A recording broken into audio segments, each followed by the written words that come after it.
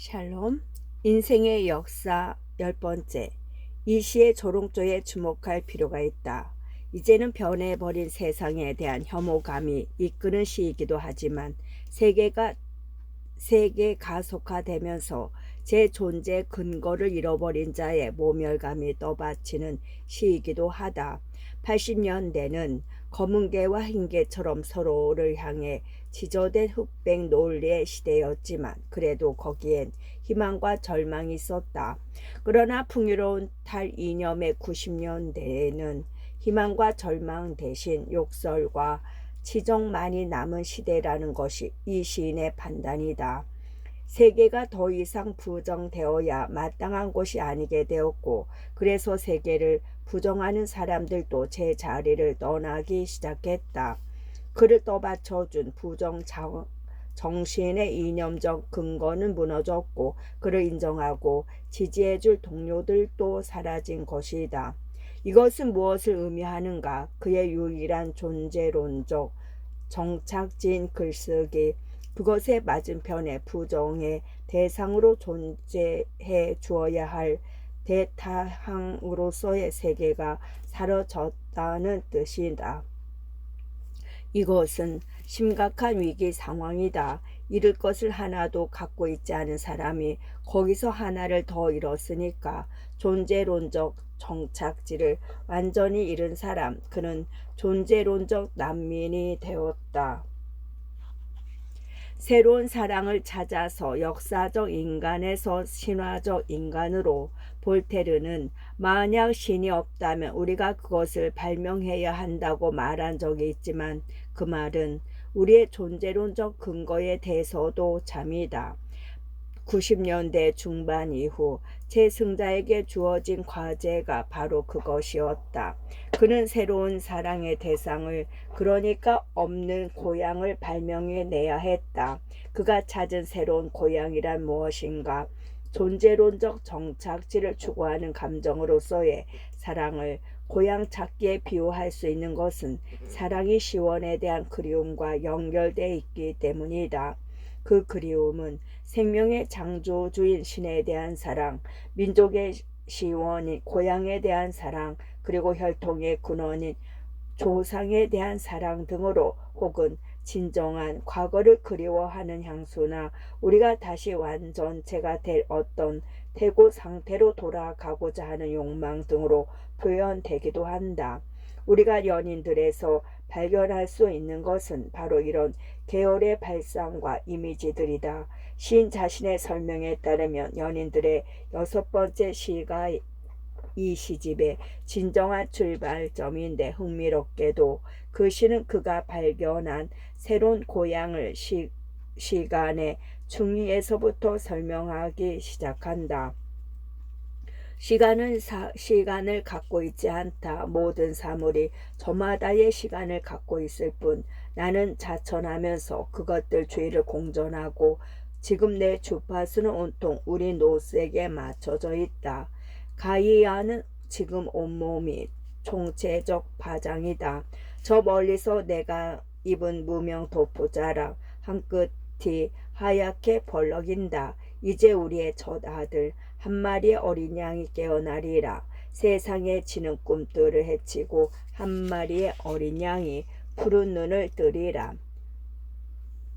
시간은 돌발적인 도입부의 어조는 최승자답지 않다. 그가 이처럼 1인칭 육체를 통과하지 않은 명제를 엄숙하게 내뱉는 적이 있었던가. 게다가 의미 역사도 그답지 않다. 사물 각자의 주관적 시간만이 존재한다는 것은 사물들을 전체적으로 관통하는 객관적 시간이 존재할 수 없다는 선언이다. 그 객관의 시간을 우리는 시간들의 시간이라 부를 수 있을 텐데, 그 시간들의 시간이란 다름 아닌 역사가 아니었던가? 그렇다면 그는 지금 역사적 시간을 부정하고 있는 것인가? 제 승자는 시간을 이런 식으로 인식하는 사람이 아니었다. 이 시대의 사랑에서부터도 그는 이 시대를 사는, 언제나 현재 당대를 사는 사람이었다. 바로 앞 시집의 시기말에서도 70년대와 80년대와 세기말 운운하면서 시간의 역사적 문턱을 또렷하게 언급하지 않았던가. 90년대의 재승자에게 어떤 일이 일어났는지를 이해할 수 있는 단서가 바로 이 시의 첫 두 문장에 거의 다 담겨 있다. 요컨대 그것은 역사적 시간으로부터의 탈출이다. 탈출이라면 어디로? 7번째, 9번째 시를 보라. 나는 지금 어떤 문법을 고르고 있다. 나는 지금 우주의 조직, 마디마디를 짚어보고 있다. 너는 있니? 너는 있니? 어디에? 시간은 지금 무풍이다. 한 여자가 제 삶의 가로수길을 다 걸어가 소실점 바깥으로 사라진다. 소실점이 지워진다. 둥그런 거미줄 부분에서. 본래 역사적 시간관과 대립적 짝을 이루는 것은 신화적 시간관이다. 앞서 인용한 시간을 비롯해 이어지는 시들에서 재승자는 뜻밖에도 신화적 표상들을 끌어들인다. 우라노스와 가이아라니 80년대 재승자의 시의 독자라면 그의 시에서 이런 시어들을 만날 날이 올 것이라고는 상상하지 못했으리라. 우라노스가 제목의 자리에까지 올라와 있는 우라노스를 위하여에서 우주라는 시어 역시 눈에 띈다.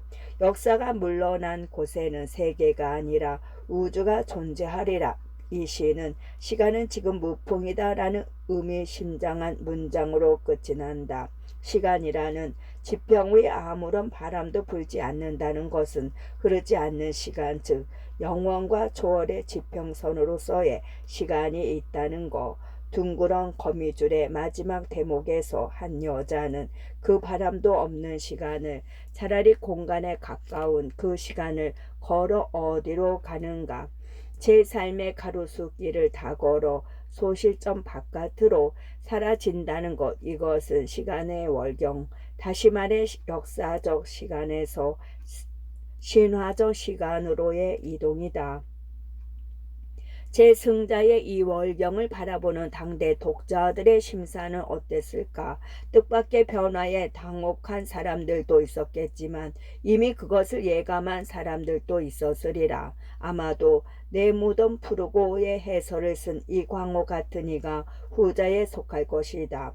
재승자와 같은 자리에 있던 80년대 시의 전사들은 이제 동양적인 일원론의 세계로 회귀하거나 달현대적 일상성의 세계를 탐사하고 있다. 그럼에도 불구하고 재승자는 80년대 초반에 세계에 머물러 있다.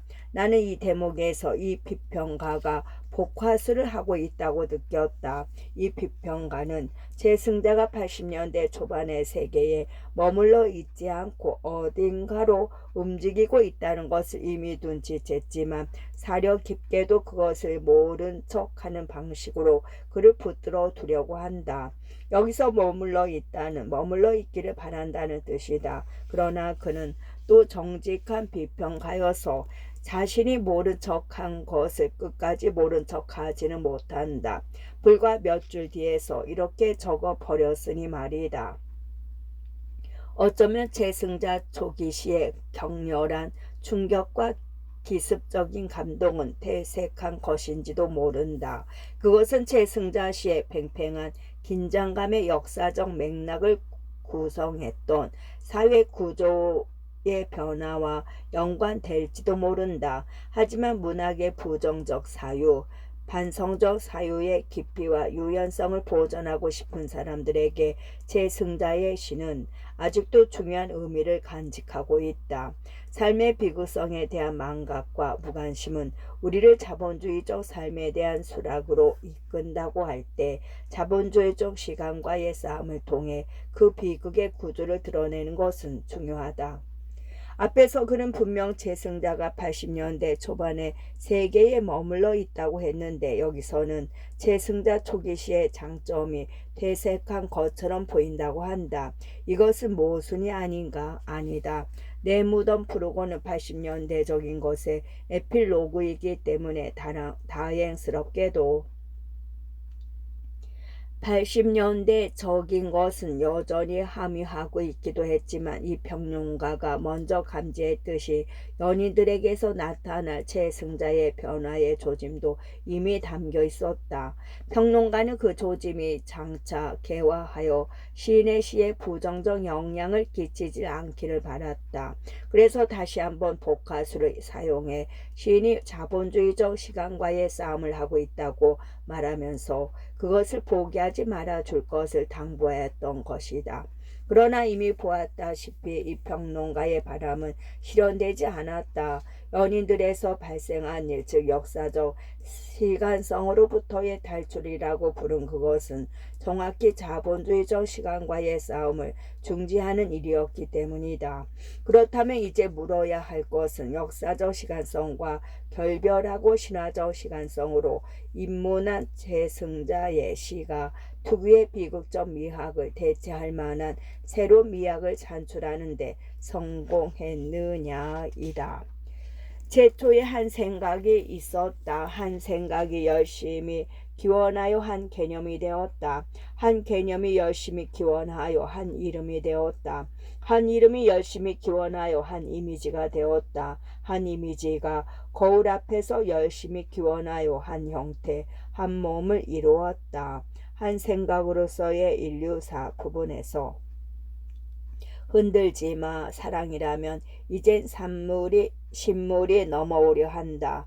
네 장가지들을 흔들지 마. 더 이상 흔들리며 부들부들 떨다 치를 떠느니 이젠 차라리 거꾸로 뿌리 뽑혀 죽는 게 나을 것 같아. 흔들리지 마 부분에서 왕의 영토는 무한 대륙이었다. 즉위한 그날부터 왕은 자기 영토의 중심에 검은 의자 위에 앉아 검은 고로 검은 죽음의 가락들을 탄주하기 시작했다. 왕국 부분에서 모든 연인들에서 뽑은 시다. 우리는 이 시들이 최승자의 80년대 시만큼이나 여전히 좋다고 말할 수 있을까? 연인들에서 좋지 않은 시들은 저 신화적 시간성에 대한 교술적 진술을 미처 통제하지 못한 대목들을 품고 있다. 반대로 그 교술적 지적성을 통제하는데 성공한 시들은 여전히 좋은데 이 좋음에는 두 가지 유형이 있다. 먼저 이 시집은 전환 초기의 산물이기 때문에 어쩔 수 없이 전환 이전으로 되돌아가려는 힘의 영향을 받고 있는데 그 반작용적 힘에 흔들리는 주체를 그림으로써 80년대 최승자 1인称시의 매력을 보존한 경우가 있다. 끝.